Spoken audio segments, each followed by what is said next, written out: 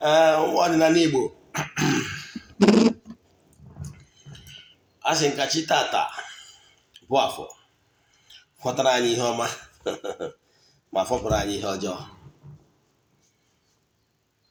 Anyị ga-ejere obodo n'ara obodo, onye chụwa anyị daa, onye cheche ihe ọjọọ ya eme anya ma onwe ya, onye fly lụta nwa ya nwụrụ anwụ ọzọ ya anwụ. Asị m ihe anyị ga-eri bịa, ihe eri ya bịakwana. Asị m ihe ọma dị n'elu ya dara anyị na ọdịnala ya pụrụ anyị ome. Asị na anyị ga-ejere obodo n'ara obodo. Asị m ihe ọma na-eme na be ndị ọzọ ya mere na be anyị. Ise aka m bụkwa onye nke gị, Ogbuefi EZE-ANA Ugochi tubelu oraifite. Abụ m onye isi nchụaja na Ugochi tubelu Odinana temple, bụrụkwazi onye isi nchụaja Odinana Igbo Restoration Prayer Ministry, bụrụkwazi onye mgbasa ozi Odinana Igbo. My mission is to help people live better life.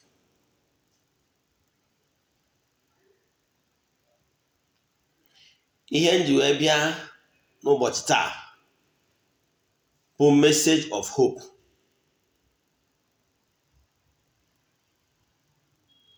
Mana isiokwu nke mma ya atụle taa bụ how to set up an altar ka iwee kwuru ka mmadụ si akwụ, ka iwee kwuru ka nwoke si akwụ.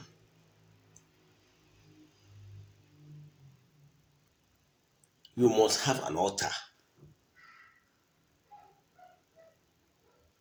Gịnị bụ an altar? An altar bụ ebe nkwubi okwu. How to set up an altar and what you must do to change whatever that is not palatable, whatever that is not working for your good. If you are lucky to come across this message, watch this video from beginning to the end. You will learn a lot and your life will never remain the same. Ọ bụrụ na iji ezi obi were na-achọ Chukwu okike, your life will change this year. And the greatest mistake someone can make in life is doing one thing the old way, the same way, and keep looking for different results. If you don't like what is happening, what happened to you last year, 2021, or you don't like what happened to your account balance is not something you're happy about last year, you must start early enough this year. This Roibo said that he who does not plan is planning to fail. Today, I bear with message of hope. I bịakwazi m ka nzagha azịza ọtụtụ ndị mmadụ na-ajụ wee gwazie ha the way forward. N'ụbọchị taa, ejego na temple jee chụọ aja gọọ ọfọ n'isi ndị enyi m niile, my friends, partners, my children all over the world. The friends of the temple agụgụ m ọfọ n'isi ha n'ụbọchị taata bụ afọ, si na afọ ya fọtara ha ihe ọma ma fọpụrụ ha ihe ọjọọ. Echi bụ Nkwọ, anyị amalitekwa ọrụ after the New Year break.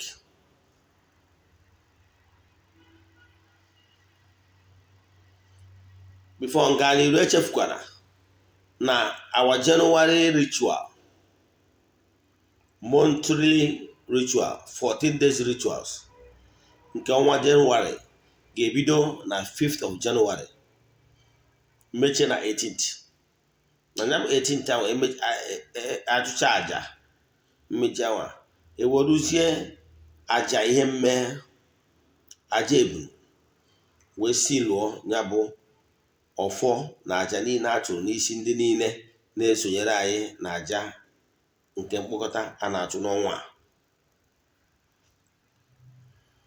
ka ihe ọhụrụ bido mebe.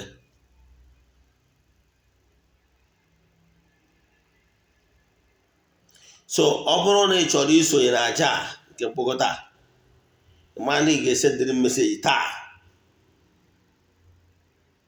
n'olu taa today bụ 3rd and 4th ka ị nwere maka ime nke a, maka na ọ bụrụ na anyị enwetara ozi bido taa wee luo ụbọchị a ebido ya na ya ịma na ị ga-echerekwasị nke Febụwarị.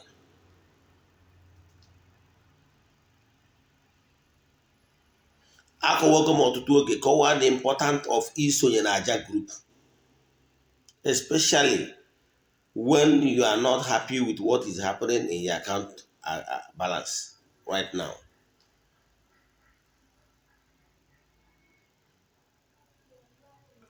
So ị nwere ike isonyere anyị na aja.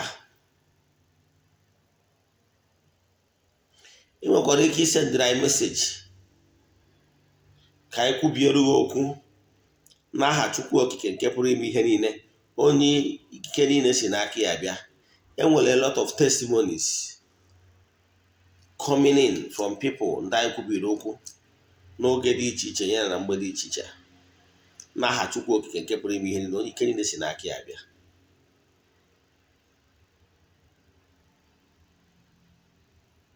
A bịara n'ụbọchị taa ka nkọwa ihe ị kwesịrị ịma n'ọdịnala Igbo dịka onye nchụaja, dịka onye nwere ọtọriti na kọwa ihe gbasara ọdịnala Igbo. Ọdịnala Igbo bụ ụzọ ndụ. Ị na-eso onye bụ eko ọdịnala Igbo person, ya yes will be yes, ya no will be no.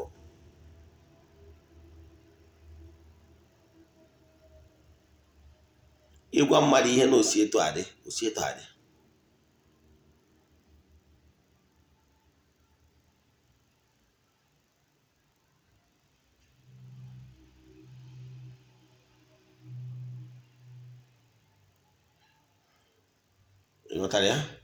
So, in being honest, yeah, a few days back, someone mistakenly paid in huge amount of money into my account.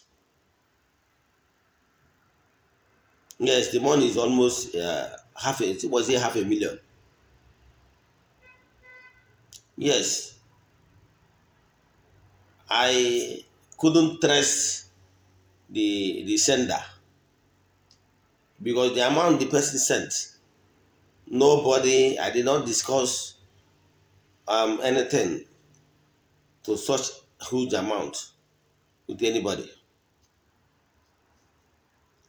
at least in this year. So when I got the alert, I was, what is this? And the money was like a transfer from maybe a third party. So when the money came in, I was like, okay, since I cannot trace who sent this money, let me wait and see when and who will come for it. After 2 days, yesterday, because this money came in like on the 1st. Yesterday, somebody chatted me that he made a mistake and transferred that money, almost $500,000 into my account.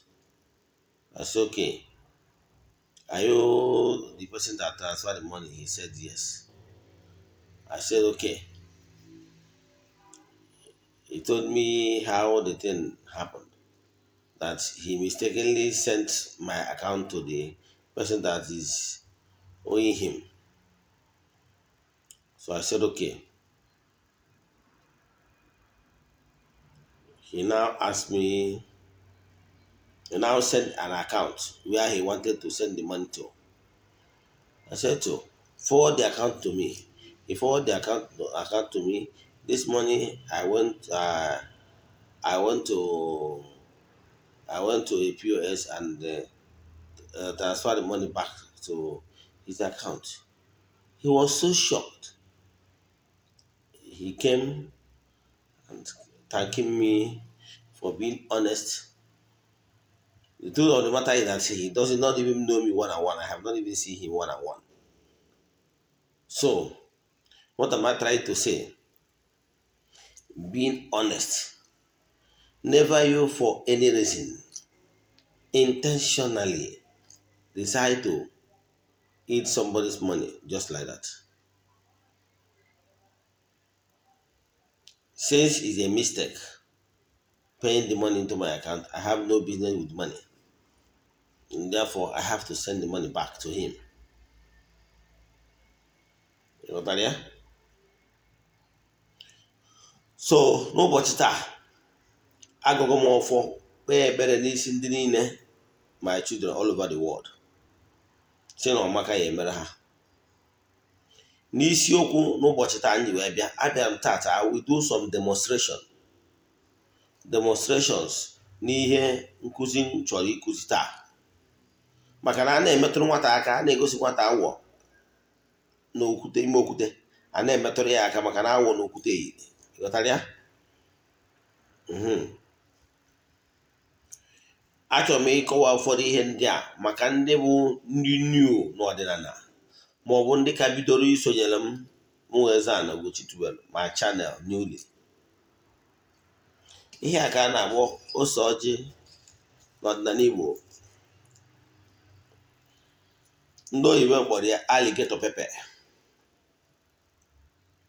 Dịka onye ọdịnala, mgbe ọbụla ị chọrọ imepe alligator pepper for the first time, ị ga-ewere aka gị na-abụọ. Ọ bụ a sacred thing ka ọ bụ. So, ị ga-treat ya as such. I were ose ọjị a tinye n'azụ na-abụ. Kwubie okwu. Si na n'ihe oso ama emenata gị n'ihu. Ifokarịsị wee tinye ya bụ oso dị n'azụ m. N'ihe oso ama emenata gị n'ihu. Iweruzie aka gị wee tupuo ya bụ ose ọjị. Ịtụfuo ihe afụ na o nwere so many seeds inside. Ihe ị ga-eme bụ, example, ka m weta a small seed from it. A single seed. This is an ose ọjị seed. You might look at it, it's very tiny. That's it. This is called ose ọjị seed.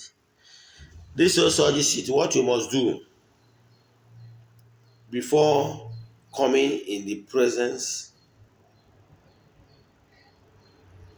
of the sense, D'Angelo Nkechukwu, ka i wee jụchapụ ụchụ mmụọ, ụchụ mmadụ, ka ọrụ akwụ, ụmụ kirikiri ọrụ akwụ a anyị na-enweta by communicating with fellow humans can be taken care of by using this common ose ọjị. Yes, it will look common for you, but it has some spiritual powers, spiritual benefits. Iweta ose ọjị si, ana m ajụchapụ ụchụ mmụọ, ụchụ mmadụ, ụchụ nwoke gbalụ, ụchụ nwaanyị gbalụ, ụchụ ikwu gbalụ, imekwu ya n'ụkwụ gị ebe wear cloth there is no cloth. Ụchụ ikwu gbalụ, imekwu ya n'ụkwụ aka ebe ụchụ ibe gbalụ. Imesịa ya, iruo n'isi gị anti-clockwise 4 times, representing afọ na ụbọchị na-anọ. Example, tata bụ afọ, ana m ajụchapụ ụchụ mmụọ, ụchụ mmadụ, ụchụ abụ na ụchụ agbara m n'afọ abụ n'afọ. Ana m ajụchapụ ụchụ niile agbara m na nkwọ abụ na nkwọ. Ana m ajụchapụ ụchụ niile agbara m na eke abụ na eke. Ana m ajụchapụ ụchụ niile agbara m n'orie abụ n'orie. Afịa na-anọ ụbọchị na-anọ. This, remember, after praying like this ose ọjị is still carrying your prayers. So, ị ga-akpachara anya mara ebe ị ga-atụpụ ya. So you look for maybe a wall, topia look wall, and when topia look wall, kamado, where it will be difficult for somebody to cross it, especially a woman that is on her menstruation. Hmm? It can make the seat invalid, therefore nullifying the prayers. Hmm? Because even when ebe topodawo soji, ikuku na make kwanyabo osoji, then trying to pass their prayers across to the elemental beings, dị na-alụ ọrụ n'ikuku. Ịghọtara ya? Elemental beings ndị na-alụ ọrụ n'ikuku. Nke a bụ ihe mbụ na mbụ ị kwesịrị ime. Okpukpere niile all over the globe kwenyere na mmadụ nwere ike ịdị contaminated by association, by mingling, by closeness to onye bụ ọrakụ ọbụchụ. Maka asị na ndị oyibo si na birds of the same feather flock together. So you can be contaminated. Otu na-efe efe, o nwere ike ife gị by the type of friends you keep. So be mindful of kind of friends you keep. If you don't like what is happening around you, that is one. So onye akpatara n'okpukpere niile don't joke with cleansing, because if you don't clean yourself properly, ị ga-ebu ụchụ maọbụ ọrụ akwụ na-agagharị. And ụchụ na ọrụ akwụ bụ nnukwu ogbochi wee nye mmadụ in the spiritual realm. Ọ dị ka a very dirty person physically with the very dirty, putting on a dirty clothes. Now, if you are coming across someone with dirty clothes on the street, will you feel comfortably staying with the person? The answer is no. So the same way in the spiritual, when you are carrying oracle or ucho, other elements and spiritual forces of nature, we always find it difficult to come in contact with you for any reason. Then echefukwana na we humans can be blessed by elements or forces of nature, by association, by coming closer to us. So for you to be blessed, you need to do everything humanly possible to be clean inside and outside, so that the entities of powers and elemental beings will not be avoiding you because of dirtiness of the body and dirtiness of the soul, spirit. You know that? All battle and insult will be very, very important. I remember when we were small, then when we normally visit my grandmother during holidays, I noticed vividly that whenever she back from visiting people or going to market, first thing she will do is to wash her feet, her legs, sometimes her face with clean water, probably to clean off the mess. And don't forget that our Muslim brothers, they do the same. Before they will stand before the supernatural power, whom I have told you that every religion of man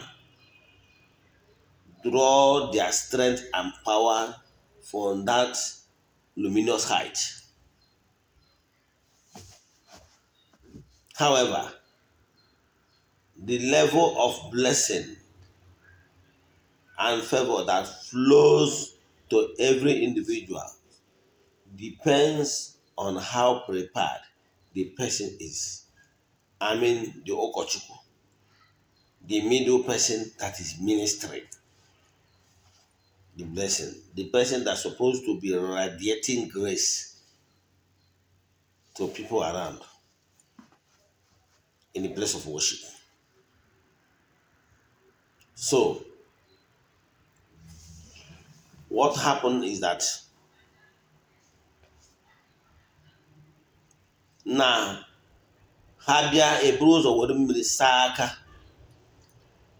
aka na-abụ na ụkwụ na-abụ saa ihu, ịghọtara ya, and so on, to make sure na ihe ọbụla ga-ebute mmadụ ịdị contaminated by ihe eji ọnụ kwute maọbụ ihe eji ntị geta maọbụ ihe eji anya wee fụ na ihe niile, you wash them off so that you will be clean before the unmovable mover, onye ike niile si n'aka ya abịa.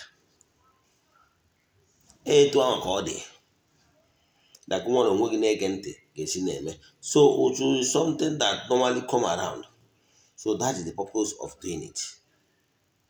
Etu ị matagoro nke a, isikwana na be gị pụọ n'ụtụtụ ọbụla na-ejighị ose ọjị wee dụchaa ahụ gị, ịbatakwa iwere ose ọjị dụchaa ahụ gị, ọ dị very important, or iwere mmiri, if you cannot use water. So nke a bụ ihe kwesịrị ime. Mgbe ọbụla ị decidere, ọ bụrụ na ndị na-aga ọfụfụ 21 days nkwụsị gụba, mgbe ọbụla ị decidere ije n'ihu ọta gị, like I said, installations of an altar bụ isiokwu anyị n'ụbọchị taa. Partly now, agwara m ndị mmadụ etu ị ga-esi wee mee install an altar in your house n'ọdịnala Igbo. Sị gị na ọ bụrụ na chipụta n'ụtụtụ na ya compound, look in the air, malụ side ebe anwụ si achanite na ya compound. Side ahụ anwụ si achanite is the east. Then go inside their house. Face 4 corners of your room. One side was face the east.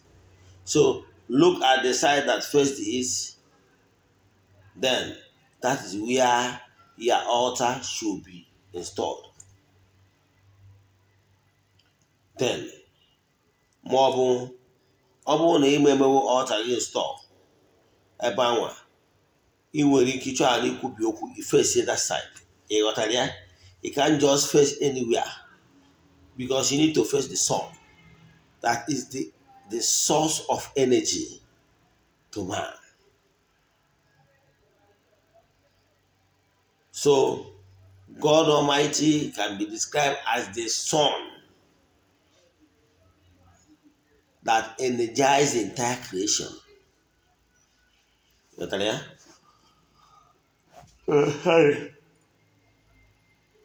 Sorry. Ọ na-abụ ihe kwesịrị ịma.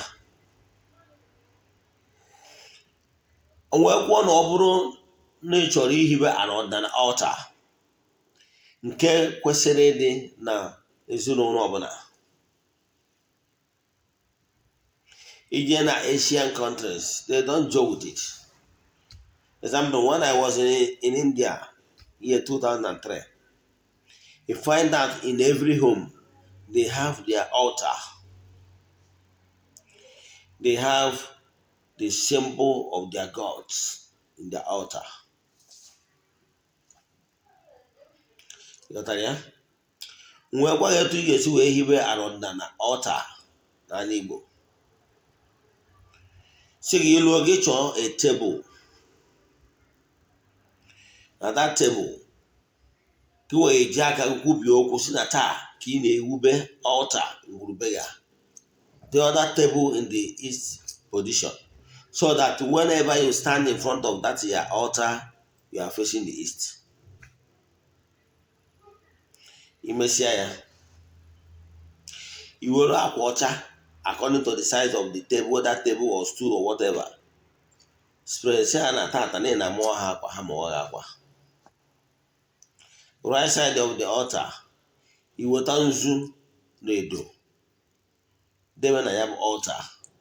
Say na tata ị na-enye ha nzu, mmụọ na-ana nzu abịa wuru ndị na-anaghị edo ya bịa nara edo. Ya mee ka o dooru gị. Nzu bụ ife ọma.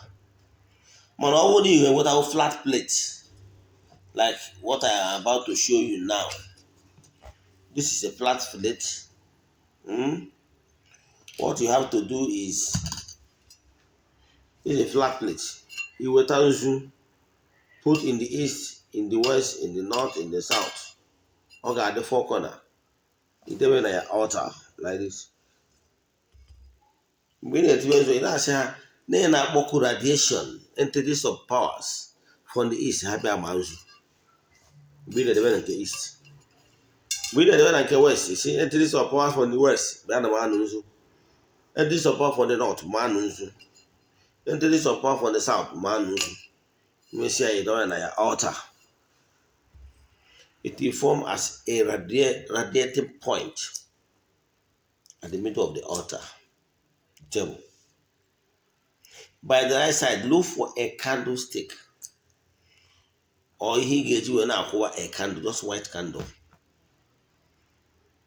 Then by the west, make sure you have usoji available. Keep it by the left side in the altar. Ọ bụrụ na iwu onye nwetawuru access to ya aja na benna banna gị, you chose a small plate. They okay by the left side. Jizie water denominational note of one currency. If it's 50 naira, 100 naira, no problem. But any denomination you are bring them for. You get it like right hand. You very debe. Well, go ahead on the way go can or hatch tower ego. Or the hatch tower ego in which for. You never go. By the left, with a big they will petition. You hear one bag for that doing that ritual. You may see them cow. Bonnie Banny hot where you hasana tat in a water. No altar, place of communication between you and them. Tat in a wood hot because how we water. Nandogi. Keep for a minute. The money told no she do no be your. Say her bomb in all over the world. Where Chehuna East. Halfway, kick a token as Jadenia. He messes Yenka. He do a petition here for 24 hours. Here you come here, Macandina, I looked them some Ezra and him where they go. He will engage our law and they will conducive environment. A baker, I can set your own altar. Why can't you do so? Yes. Why can't you do so? Then, all one need an altar. Because my like in instances, Odinana. All one need an altar. Every week, you keep those your own altar. Or maybe you are sporting with somebody. Don't bother. Your condition today you are facing can never remain the same.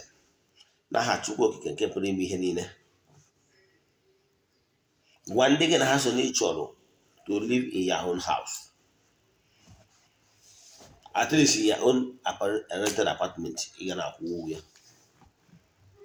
So, he gave me say, oh, whether that's your petition. Since they want your personal altar, you that's your petition, if they go date you, do a date here, T and email your wallet. Name is every door. In the where particular time, Why is it important for you to get her particular time? It shows seriousness. It shows that you are determined. It shows that you valued what he was giving to you. You got that? Imecha ya, i were ego, something like this. About more nata or practical. You got something like this. Here, here. Yes. You got something like this. If they date you was video, they date the 21 days ago. If they wish, your prayer request, I think that kind of form. It went that kind of form. Idecha ya. I were ego anyị wetara 15 and 100 naira tinye n'ime piachie like 4 places. You take my wallet again. Every time you set your phone on alarm so that key will not be make sure that be at the right time. Ka ọ gara ebe ịbịa ụmụ keep ụmụ mmụọ waiting. Ịbịa ikwucha okwu ịnawa. At that completion of 21 days, ikwubicha okwu that 21 days, wepụta ego ahụ dị n'ime that phone note n'ime.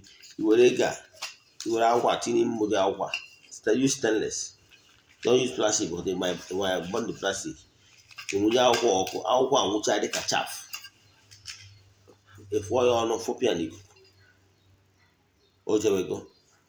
Ihe ụcha ya n'ikuku ahụ. Iweruzie, and that's why he use plastic stainless ka ọ ghara imebi elu. Iweruzie again now that 4 denominational notes ị nweta. Jee kee ndị ụwa na-atọ n'ọnụ. Ị ghọtara ya? Ihe a bụ ihe ị gaghị ime. Ya ị bụrụ onye na-azụ ọkụkọ na-awepụta ọtụtụ ọbụla, i were feed ma ọ bụ nri ọkụkọ jee wụsara ha in a particular place. Believe in me, o nwere obi iyi emeruo ya. Ụmụ ọkụkọ a ga na-ejizi aka ha every morning before ha pụọ, ha bụ ụzọ bịa ebe anyị na-awụsara ha nri. So gị nwere onwe as a human kwesịrị ibuild ebe ndị anjelu nke Chukwu ga na-abịa ịbịadara aja n'afa gị before ha pụọ. And you know the spiritual benefit of ụmụ mmụọ ị na-abịa gị nso. Ị ghọtara ya? Ụmụ mmụọ na-abịa gị nso, be rest assured that you ga na-receive blessing. The highest spiritual work ị ga-eme bụ ibuild harmony and have good relationship n'ebe entities of powers nọ, ezumezu ụmụ mmụọ. Ndị niile na-ejere Chukwu na mmadụ ozi kwesịrị ka gị na ha build relationship, have a good harmony. Ghọtara ya? So ihe na-achọ ịkọwa bụ na ị ga-ebuild a good harmony with angel nke Chukwu, ndị na-agagharị na-eme mma n'aha Chukwu okike nke pụrụ ime ihe niile. So kedu ihe ị ga-eme? Ihe ị ga-eme bụ build good relationship with them. Achịrị mma wee dịrị gị. Ịbịazina na-agwa Eze-Ana si need broke, that you are dying. Say, you must do something. You know how ịchụ aja. You know the miracle behind ịchụ aja. Enwere ọtụtụ ndị that came cross my path, but they are broke when they came. But today, they are doing well. Some even bought cars this month. But ihe dị mkpa bụ ịma ihe ị kwesịrị ime at any given time. So ọ bụrụ na i build that altar, nwee time gị na mmụọ dị akparị ụka, it will help you if you build your own altar. Ọ na-adị mwute na ọtụtụ ndị mmadụ every time anọ m na-ekọwa 110, every time anọ m na-ekọwa 110, mara ya ịkọwakwa nke a taa ọzọ. Mana biko ihe njicha ịkọwa ya maka na ọtụtụ ndị mmadụ ndị na-ajụ onye m na my YouTube channel na-ayọ ka ekụzikworo ha ụfọdụ ihe. Maka na vidio m nwegoro na YouTube channel ebugo ibu. Sometimes ọfịazi ha ahụ ihe onye chọpụta particular one I watch. Now ihe na-achọ ịkọwara gị bụ listen to your inner being. Nwee ụbọchị gị na mmụọ ji akparịta nkata. Ọ na-adị mwute na ụfọdụ ndị mmadụ nwere ike ịbịakwute gị ndị believe na ịgwọ ọgwụ si na ịgwọ ọgwụ. Remember, I keep saying this, ịgwọ ọgwụ is not an omenala. Omenala is not get rich quick. Kama ihe mụnwa bụ Eze-Ana na-eme dịka onye isi nchụaja bụ na mgbachara gị afọ mmiri emi ka a jụọ ndị ikwu nne gị na mmụọ ikwu nna gị kedu ihe a ga-eme ka Chidimma wee dị. Agbacha afa eneghị anya ngwurube nna ga bụrụ ngwuru ebe e mere ọtọnọ dị iche iche. Eneghị anya bụrụkwa onye metakwuru ọtọnọ n'onwe gị, ma ọ bụ n'iwu onye amarọ chi gị, ma ọ bụ n'iwu onye amarọ ndị ichie, ma ọ bụ n'iwu onye mere ọtọnọ nke ma ọ bụ nke ọzọ, o wee na-egonite na ngwurube nna gị. Ndị amoosu na-ata ọka atagbuo, mmụọ dị iche iche na-eji stọpụ gị. Ihe a ga-ebu ụzọ mewu ịgbagoro afa n'ụzọ gị, mara ihe na-eme gị, mara ihe a ga-eme n'ebe ị nọ ka Chidimma wee dị. Ịfụna ya, onye abụ ihe ị kwesịrị ime n'ọdịnala Igbo. Agbacha afa ndị a, ihe ndị ọzọ ị ga-eme abụrụ ka emerụ gị oke ite.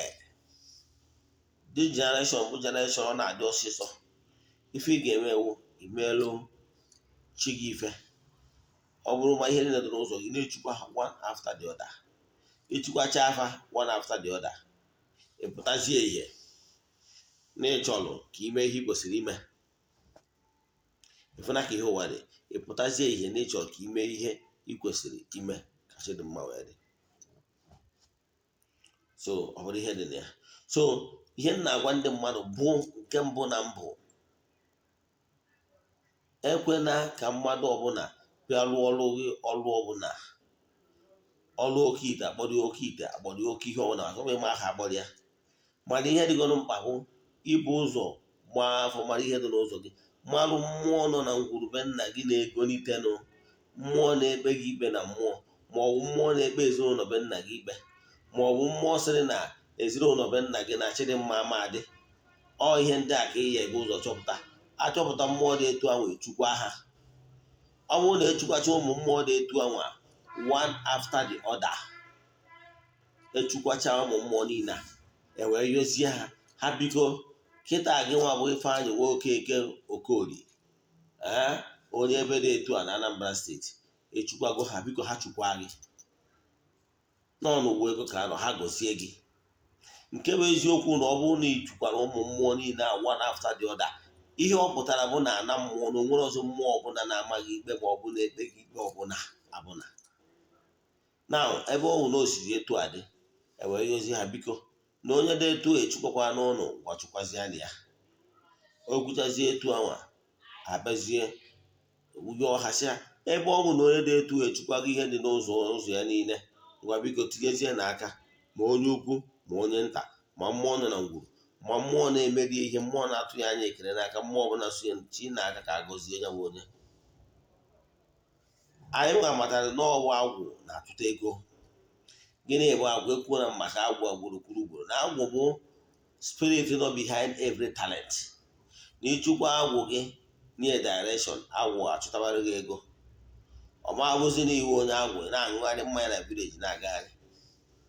Mana iji onye ahụ nwere onye a na-akpọ onye agwụ nso ọfụma, ifu na o nwere ihe o nwere gifted in doing. So mana ọnwụ na-acha akwara onye ihe gbasara agwụ ya, agwụ ya nwa eme ka ya bụ gift ya nwa wetawara ya ego. Chọtara ya. Mana mgbe ị jụrụ n'ime chukwu ihe dị n'agwụ, agwụ a na-aghasasịrị gị ihe. Gịnị bụ agwụ? Akụwago m ihe gbasara agwụ times without number. N'ọdụ ọ dị ka youth enwere ọrụ ha na-alụ, ha wee nọ into crime, na-emebisi ihe. Mana mgbe ị bịanye ha direction, kretiere ihe ha ga na-alụ, kretiere ha ka ha esi na-eweta ego, ya banye ọlụ. By then ha ma adụzi desi, by then ha ma na-emebisiri gị ife. Ịghọtara ya? Ọ ihe a bụ ihe ị kwesịrị ime.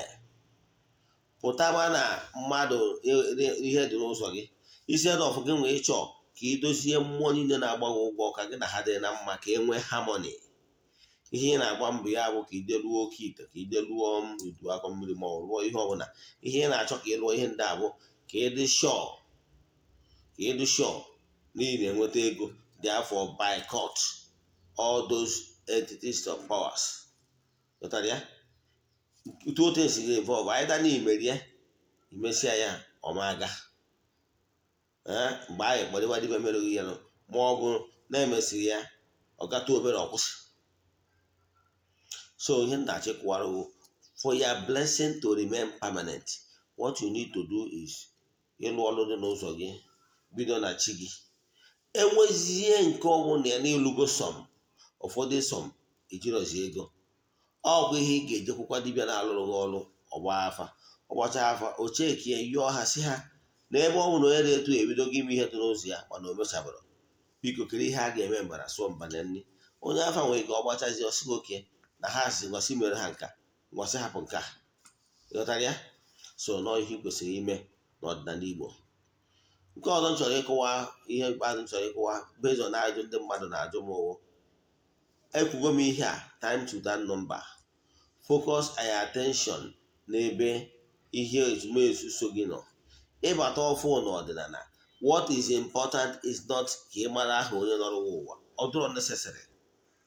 My reason why, mgbe ahụ ị na-echeta n'ọdịnala o nwere ike ibu ọrụ akwụ, ibu ọtọ nọ, ibu ụchụ asachabeghị gị, then ọ dị possible na ebe ọ nwere asachabere gị n'ibu ụchụ na ị nwere ike ịbịa across some kind of negative thought on forms.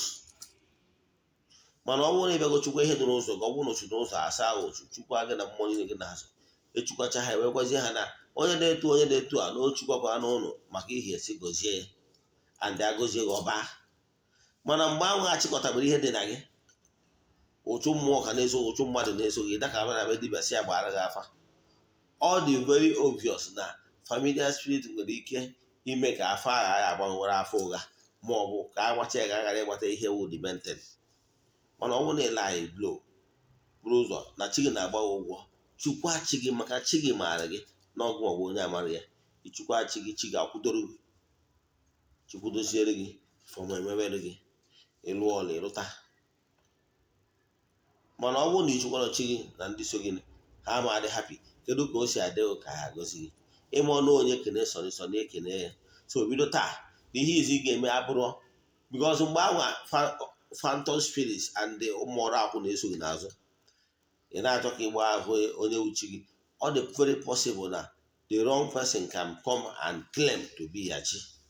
Meanwhile ịkpọtụ onye ahụ nye ifeọmaga. So mana ihe ị ga-ebu ụzọ megoro wee bịa etu m si alụ Ifeanyị Okonkwo onye Nteje Ọkụzụ example, iwezi onye ọbụla wuchi onye uwe Ifeanyị onye na-etu a kpaa afa nne ya gbarata iwu mmiri bụ arụsị si n'ikwu nne ebe ọbụla isi gbarata mmụọ onye na-emeri ihe. Mgbe ị gwara gbarata na mmụọ ndị ọzọ niile ma na onye nwa nọrọ ụwa, nyenwa na onwe mara onwe onye ọrụ echukwa afa kpọọ mmụọ ya bịa were oke. Nke bụ eziokwu na mmụọ ọbụla bụ nwuchi onye uwe ya ga-abịa were oke, and mmụọ ọbụla nwuchi onye uwe ya bịa were oke anwa ndị abụrọ ndị ochie onye uwe ya anachighị azụ, and emecha dị alignment onye rụrụ ya arụtị ọfụma ịfụ na mmụọ ahụ ochie onye uwe ga-ebidozi na-eso na-agagharị. O nwere ebe ya abịa ịgbara mmadụ afọ ịfụ ka mmụọ si elu batara ejiwazie ha onye ha si ụlọ onye deto ịghọtara ya. Mana mgbe e jụrụ ihe chukwu ihe tụrụ ụzọ gị, mmụọ dị iche iche a na-azọ gị azọ na mmụọ, sịrị ịzọ gị azọ na mmụọ a na-akọ small confusion. Enwere ike dị ma akpọtụ onye abụọ the wrong person, ma ọ bụ onye aje na nke agwa na onye aje na nke agwa na onye emekọtazi ya nwa dị confuse. Mana ọ bụrụ na ebu ụzọ gbaa chukwu chi gị ugboro na abụọ na ịtọ, mgbaghachi gị na-esozi ịgbagha n'afọ onye uwe onye ọdịkiri ya, ịghọtara ya. Ya na-achọ ka nkọwara ụfọdụ ndị young dibias etu kwesịrị ike ime ka enwee harmony. Ifugie, so ihe a ka ị ga-eme ka ịghọta ya. Nke ọzọzi nchọrọ ikwukwa maka ya bụ ndị na-abụ ha bata n'ọdịnala Igbo, ife ha ga-ebu ụzọ focus attention bụrụ oke ego mbute.